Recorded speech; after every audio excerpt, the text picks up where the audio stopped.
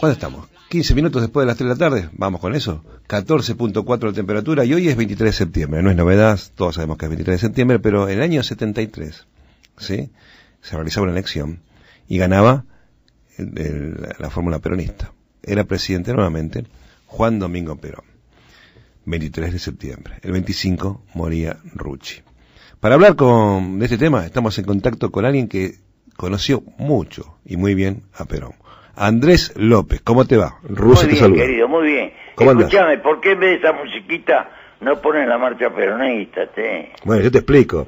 Te explico porque todo tiene un contexto. Ya sé. No, te explico. La pusimos varias veces la marcha peronista. Bueno, ¿cómo andás? Bien, pero primero te explico, escúchame. La música que escuchaste vos tiene que ver con el editorial que empezamos. Y como hablaba solamente de plata, pusimos el tema Money. Era por eso. Cuando hablamos de la derecha ponemos el tema peronista. Justificado. Le hemos pasado muchas veces la marcha peronista. Justificado. ¿Qué decís, querido? Bien, acá andamos. Contame. Y yo no sé, pero contale al público. Ese año, esos días, ¿cómo era tu relación con Perón? Hoy, el día, ¿qué día? Hoy se producían las elecciones. Hoy se hacía cargo Lonardi. No, del 73. El 23, del 55. Claro, pero también en el 73 Perón ganó las elecciones. Claro. Por eso, hablamos de esa fecha, de la década del 70. Claro. Bueno, escúchame, ¿qué querés saber? ¿Cómo era tu relación con Perón? Mi relación con Perón siempre fue muy, pero muy buena. Y sigue siéndolo, porque para mí Perón está vivo, aunque muchos digan lo contrario. Para mí Perón está vivo. ¿Vos eras guardaespaldas de Perón? ¿Cómo? ¿Vos estabas cerca de las guardaespaldas? Yo estaba a cargo del destacamento militar de la residencia presidencial, en donde hoy está la Biblioteca Nacional, y dependía directamente de él, era mi jefe directo. ¿Y cómo fueron esos días de la década del 70 cuando Perón es presidente? Mientras Perón fue presidente, sí. Mirá, era lo más lindo que había. ¿Sabés por qué? Porque él ponía como ejemplo lo que pedía, del trabajo a casa y de casa al trabajo. Claro. Perón era un hombre que salía, se levantaba a las 5 de la mañana todos los días, a las 6 y 5 a más tardar salía para la residencia, para la casa de gobierno, volvía al mediodía, si tenía actividades después de dormir su siesta la hacía, y si no se encerraba en su biblioteca a escribir, a estudiar. Era un hombre de lo más simple. Fue un hombre de lo más, ¿cómo te puedo decir? Un hombre común. Claro. Que le gustaba conversar con los soldados, con los oficiales, con la gente de la policía cuando salía a recorrer los jardines, cuando iba a buscar su coche al garaje, porque le gustaban mucho los coches. ¿Qué coche tenía él? Tenía varios coches, porque le regalaban coches y él los regalaba. Tenía el Mercedes-Benz, tenía el Rolls Royce que le había regalado Dodero a la señora, pero no lo tenía ahí en la quinta, después lo sacó y lo llevó a la residencia, lo llevó a la quinta. Tenía Ford, tenía el Mercedes-Benz que le había regalado Jorge Antonio, de los costados, que se abría las puertas por los costados, los primeros la coupé. Y con eso salía a pasear los sábados y domingos. ¿El auto justicialista lo tenía? Sí, señor. Sí, señor. Tenía las motos Puma, que cuando me regaló a mí la moto, y yo le digo, esta la vamos a disfrutar con todos los soldados, me dice, no, esta es para usted. Y estaba Renzi presente, y le dice, cuando no estoy yo, deje a los soldados que practiquen con la Puma, porque cuando se vayan de baja le voy a dar una Puma a cada uno. Lamentablemente, como él se fue el 8 de septiembre, el 20 de septiembre de 1955, las bajas empezaban en el mes de noviembre. Claro. Así que los soldados se quedaron sin la Puma. Era un tipo que todo lo que le daban lo regalaba. Iba al circuito KDT, el viejo circuito KDT, y si veía que había una carrera de mayores se paraba y le decía, el que gana esta carrera le regalo este coche. Claro. Y llegaba y el día martes el ganador lo venía a buscar a la residencia y se lo llevaba. Cuando él se exilia... En su vida era un tipo austero, no gastaba la guita, no viajaba para perder el tiempo como lo están haciendo ahora. Andrés, cuando él se exilia, ¿usted lo acompaña? ¿A dónde? Al exilio. en Caracas. Sí. Porque yo me quedé en Buenos Aires. Sí. A mí me pasan la disponibilidad, 6 meses, me reincorporan al motorizado Buenos Aires, pero ya veníamos trabajando con Valle por el movimiento de recuperación nacional, para que tenía como finalidad traer a Perón otra vez al sillón de Rivadavia y poner en vigencia la Constitución del 49. Claro. Pero eso fracasó. Entonces yo tuve la suerte, junto con el general Tanco y 6 más, meternos en la residencia del embajador de Haití, en la calle Avenida San Martín y Monasterio de Vicente López, y ahí el 14 de junio de 1956, el general 40, que era jefe de la CIDE, nos sacó, nos puso contra la pared para fusilarnos, y nos salvó la mujer del embajador, que se puso adelante, abrió los brazos, y dijo, antes me van a tener que matar a mí. ¿Te das cuenta? Cosas que muchos no conocen. Yo lo comento siempre. ¿Y cuál era la causa para el fusilamiento? Para ahí. No había causa. Porque eran asesinos. Eran asesinos. Perón siempre apostó a la vida. Ellos apostaron a la muerte. El único que dijo ni vencedor ni vencido, no sé si lo hubiera cumplido, fue Leonardi. Y lo sacaron. Y después vinieron los asesinos Roja, Aramburo, 40... que vinieron para fusilar el 9 de junio sin causa justificada. Manrique. Manrique. Sí. Porque no había motivo para matar a la gente, porque no había no hubo la oportunidad de que se levantara ninguna unidad. Pero ya venían con alma de matar. Esa fue la triste realidad. Y usted está con Perón en Caracas, ¿no? Sí. ¿Cuál era su trabajo ahí? ¿El trabajo mío? Sí, en Caracas. ¿En Caracas? Sí. Yo trabajaba en una publicidad mediodía, que era las horas que Perón no salía de su departamento. Sí. Y después de mediodía ya iba al departamento de Perón y me pasaba todo el día con él. Si salíamos a algún lado lo acompañaba. Nunca había costilla de Perón. Lo digo con todo orgullo. ¿Y Perón de qué vivía? ¿Y Perón de qué vivía? Perón, ¿de qué vivía? Sí. De lo poco que tenía. Yo lo acompañé a depositar en el Banco Venezuela, junto con Landajo, que alquiló una caja de seguridad, $14.000 y un Peugeot de 2 puertas, que lo había comprado en Panamá. Vivía en un departamento prestado del famoso Martincho, que cuando se entera de Perón de los antecedentes del tipo, se muda y se va al edificio Jean Marie, a otro departamento chiquito, en el 8º piso.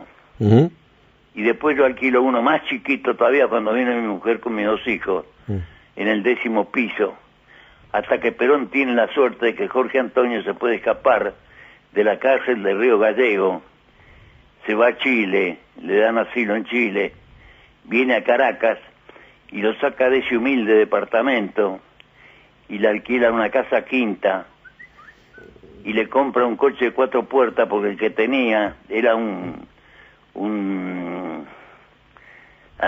2 puertas. De 2 puertas, un coche de 2 puertas, muy conocido, que le pusieron una bomba el 25 de mayo de 1957 de la Embajada Argentina. Por suerte no estaba Perón ni nadie en el coche. O sea, a Perón lo quieren matar otra vez. ¿Cuántas veces lo han querido matar a Perón? 2 veces lo quisieron matar. ¿Cuántas? Pero ¿sabe lo que pasa? Que mucha gente no lo sabe. A Perón lo cuidaba más Estados Unidos que nadie. ¿Sabe por qué? A ver. Porque Estados Unidos estaba convencido, en esa época estaba la Unión Soviética, el mundo estaba dividido en dos poderosos. Y Estados Unidos estaba convencido de que mientras Perón estuviera con vida, era la barrera de contención del comunismo en Latinoamérica. Por eso lo cuidaba. Tenía gente de seguridad. ¿Y entonces quién lo manda a matar? ¿Cómo? ¿Y quién lo manda a matar entonces? ¿Quién lo manda a matar? Sí. El general Toranzo Montero, que era embajador, que estaba en Panamá y vino a Venezuela, y cuando llegó lo primero que dijo en la primera reunión de prensa: vengo a sacar a Perón.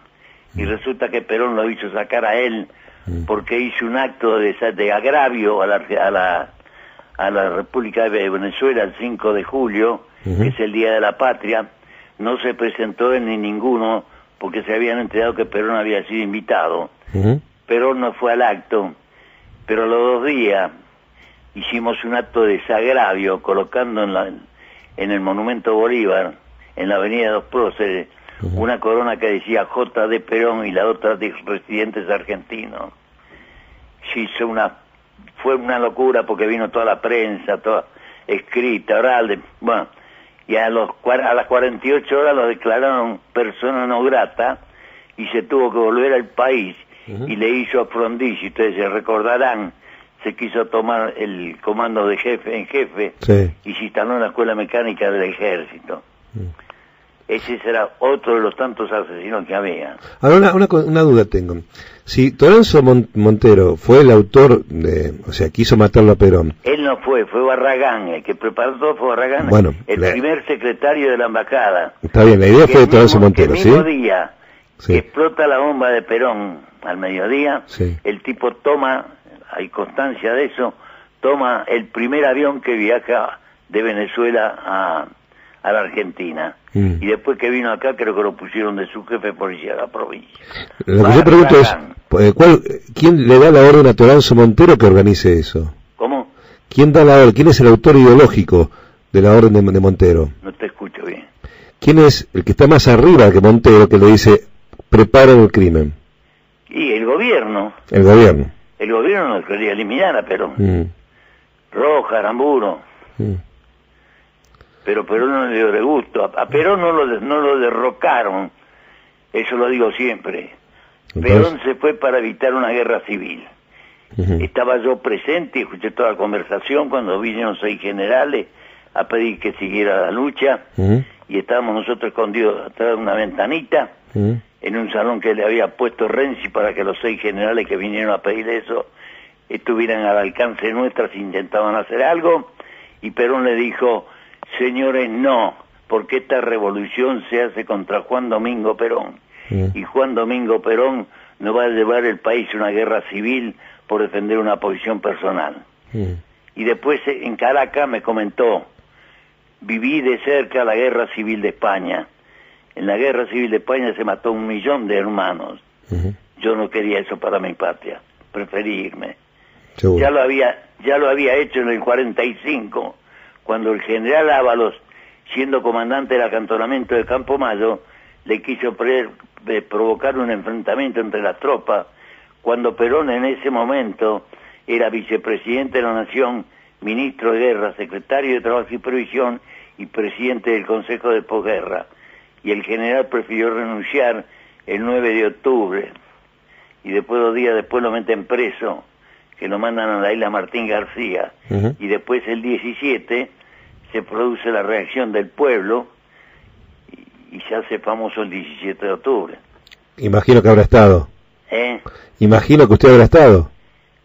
No, porque yo en ese momento, el 17 de octubre del 45, me encontraba en Venezuela, en Upayata, pero vengo a Buenos Aires a traer un soldado desertor, y me encuentro en Buenos Aires cuando Perón renuncia, y el día 10 leo en los diarios que Perón se encontraba en su domicilio particular en la calle Posada, no me acuerdo bien si era 1647 o 1746, o en 4º piso, y de uniforme, siendo sargento y en la gorra el número 16.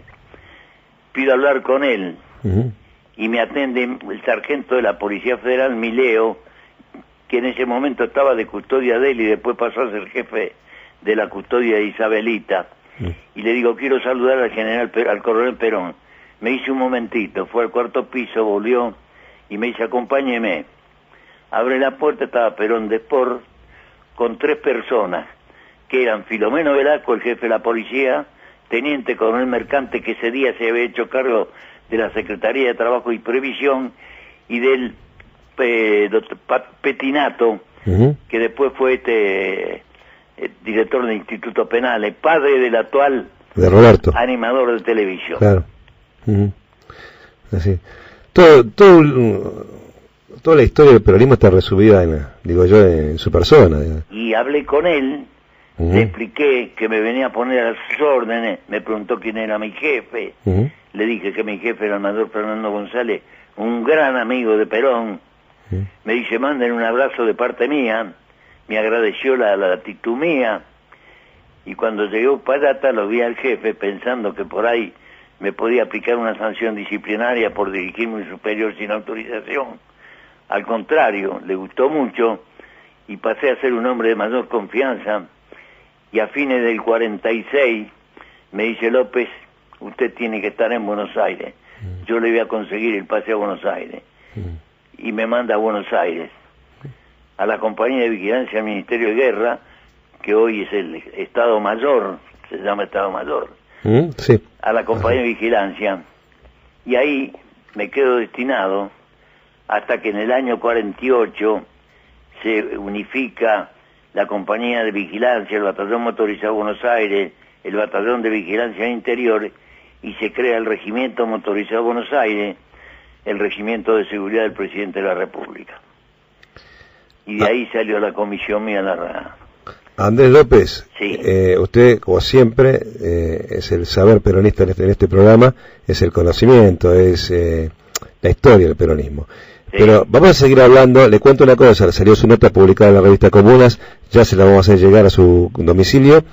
Y, como siempre, gracias por estar en este espacio, por contestar a nuestra requisitoria. Espero que haya salido bien. Y salió con la foto joven. Ruso, lo que conté es lo que viví. Seguro. Yo acostumbro a contar lo que viví. Cuando cuento algo que me contaron, digo, me lo contaron. Está bien, así tiene que ser. Espero que haya salido bien.